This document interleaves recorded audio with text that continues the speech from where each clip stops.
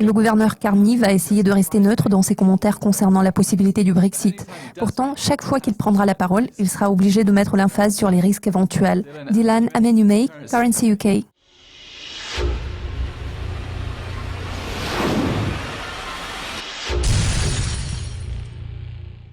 Les données britanniques sur le nombre de demandes d'assurance chômage sont apparues très décevantes.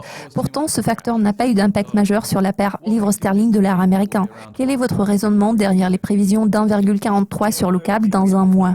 La semaine dernière, nous avons découvert les données les plus récentes sur le nombre de demandes d'assurance chômage et sur les salaires hebdomadaires moyens. Les deux publications en question ont affiché des chiffres assez faibles. Pourtant, il est à noter que ces chiffres n'ont produit aucun effet visible sur les marchés.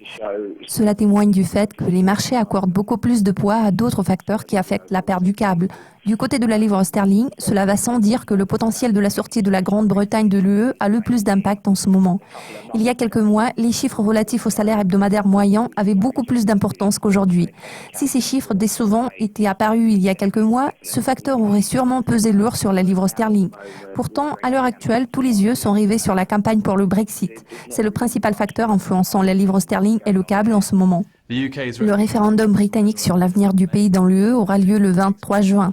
S'adressant au peuple, le gouvernement britannique a mis en garde contre le fait que le PIB pourrait se contracter de 6% en cas de vote favorable au Brexit.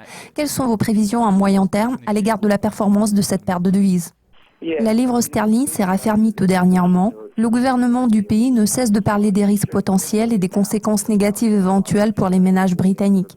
Selon les calculs de George Osborne, chaque ménage britannique perdrait environ 4 300 livres par an en cas de Brexit.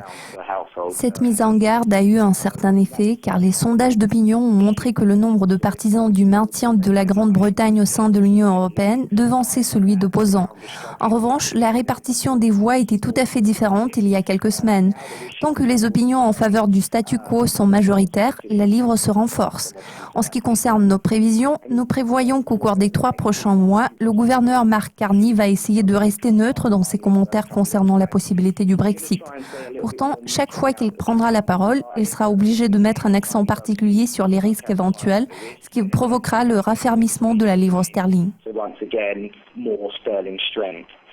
La Fed a fini par réduire ses projets de relèvement des taux cette année. 2 hausses au lieu des 4 qui étaient initialement prévues se profilent à l'horizon. La majorité écrasante des analystes table sur le premier relèvement dans un proche avenir, tandis que la deuxième hausse est censée se produire vers la fin de l'année. Quelles sont vos prévisions sur 12 mois? Je crois que dans un intervalle de 12 mois, cette paire pourrait s'établir à 1,44.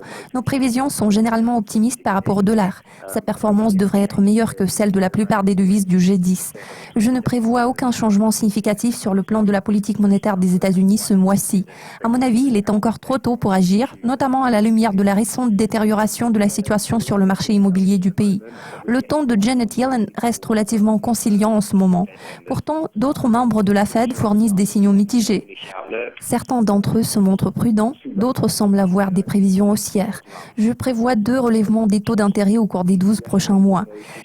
Si la Grande-Bretagne vote en faveur du maintien du statu quo, la livre sterling devra se raffermir après le référendum. En revanche, la deuxième hausse de taux par la Fed devrait contribuer à la progression du dollar, ce qui pousserait la paire du câble vers le bas, c'est-à-dire vers son niveau courant d'1,44. Nous devrions suivre l'évolution de la situation en Chine pour évaluer l'impact du ralentissement économique en Chine sur le dollar. En tout état de cause, nous tablons sur le raffermissement du dollar. Merci pour vos commentaires, Dylan. C'est tout pour aujourd'hui. Je suis Sam Meredith. Notre équipe vous présentera très bientôt une nouvelle édition des prévisions. À très vite.